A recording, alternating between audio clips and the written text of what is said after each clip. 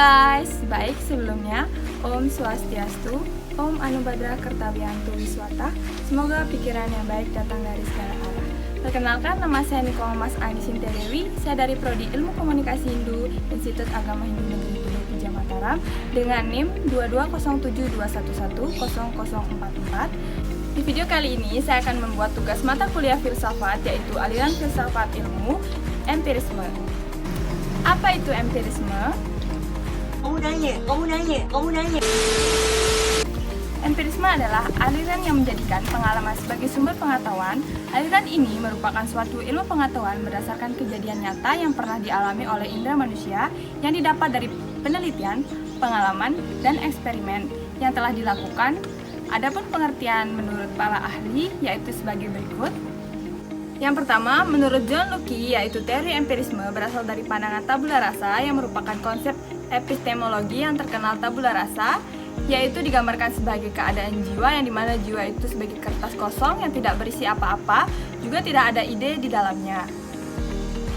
Yang kedua, menurut David Hume adalah sebuah pernyataan bahwa tiap pengalamannya memiliki persepsi dari gagasan dasar ini. Ia mengembangkan prinsip bahwa serangkaian kesan merupakan pembentuk dari pemikiran dan pengalaman, di mana aliran ini menganggap pengetahuan yang benar itu harus bersumber dari pengalaman, dan yang dimaksud pengalaman di sini adalah melalui panca indera, yaitu 5 indera yang dimiliki manusia, sehingga aliran ini menolak anggapan bahwa manusia memiliki pengetahuan fitrah yang dimiliki saat dilahirkan. Oleh sebab itu, konsep yang dimiliki aliran filsafat empirisme ini adalah manusia ketika lahir seperti kertas putih yang kosong, atau istilah lainnya tabula rasa seperti yang dikatakan oleh John Locke. Manusia lahir tidak memiliki rasa, tidak mengetahui pengetahuan apapun. Nah, seiring pertumbuhan melalui panca indera, manusia memiliki pengetahuan, sehingga aliran empirisme ini menganggap pengetahuan ini haruslah bersumber dari panca indera. Begitu pentingnya panca indera bagi aliran filsafat empirisme, sehingga dia menganggap bahwa satu-satunya sumber pengetahuan yaitu panca indera. Kenapa? Karena melalui indera inilah kita mengenal sekeliling kita. Misalnya, melalui mata kita bisa mengetahui bentuk, keberadaan, sifat, ataupun karakteristik benda-benda yang ada di sekeliling kita. Melalui telinga, kita bisa mengenal dimensi lain dari objek-objek fisik yang tidak bisa diserap oleh mata, yaitu suara. Melalui indera perasa, kita bisa mengenal di mana dimensi lain yang tidak bisa kita serap oleh mata dan telinga, yaitu rasa.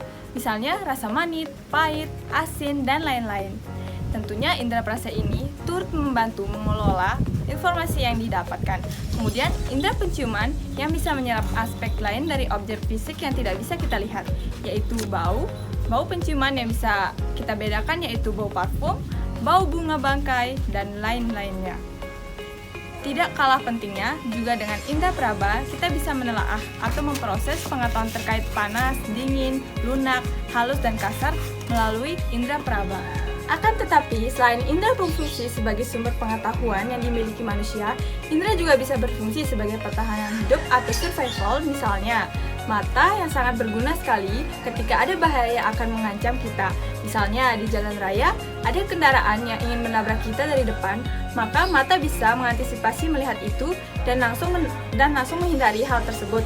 Begitu pula dengan indera-indera yang lainnya. Muncullah satu pertanyaan, apakah indera telah cukup memasak kebutuhan kita akan ilmu sebagai pengetahuan tentang suatu sebagaimana adanya? Jadi, ilmu empirisme semua ini mengandalkan indera itu sebagai satu-satunya sumber pengetahuan. Tetapi, apakah iya pengetahuan itu didapatkan dari panca indera itu sudah sesuai dengan faktanya? Misalkan kita bisa melihat atau kita mampu memberi pengetahuan melalui mata. Katakanlah kita bisa melihat bulan, bintang, tapi apakah jawabannya sama seperti yang kita lihat? Kemudian, muncullah lagu seperti bintang kecil di langit yang biru. Apa benar bintang itu kecil dan langit itu biru? Nyatanya, bintang yang kita lihat kecil itu justru menurut sains itu ukurannya jauh lebih besar. Bahkan lebih besar dari matahari seperti bintang Vega. Kita juga menduga bahwa warna langit itu biru, padahal langit itu tidak jelas definisinya. Jadi, di sisi lain, alat indera ini begitu banyak pemasok pengetahuan kita semenjak kita lahir sampai saat ini. Akan tetapi, ternyata alat panca indera ini memiliki banyak kelemahan, sehingga kita tidak bisa dijadikan sebagai satu-satunya sumber pengetahuan sebagaimana yang diungkapkan oleh aliran empirisme. Di sisi lain, ya, empirisme semua pengetahuan kebanyakan bersumber dari panca indera, dan mereka, aliran empirisme menganggap bahwa ketika manusia lahir itu tabula rasa, tidak memiliki pengetahuan apapun, tidak memiliki fitrah pengetahuan apapun karena belum punya pengalaman apa-apa. Maka aliran ini tidak dapat akan menerima konsep yang namanya laduni atau konsep punya bakat sejak lahir. Semuanya berdasarkan pengalaman yang dimana pengalaman tersebut didapatkan melalui panca indera. Itu saja terkait tentang ilmu filsafat empirisme yang bisa saya sampaikan. Kurang lebihnya saya mohon maaf. Saya akhiri dengan para mesanti. Om Santi Santi Santi Om.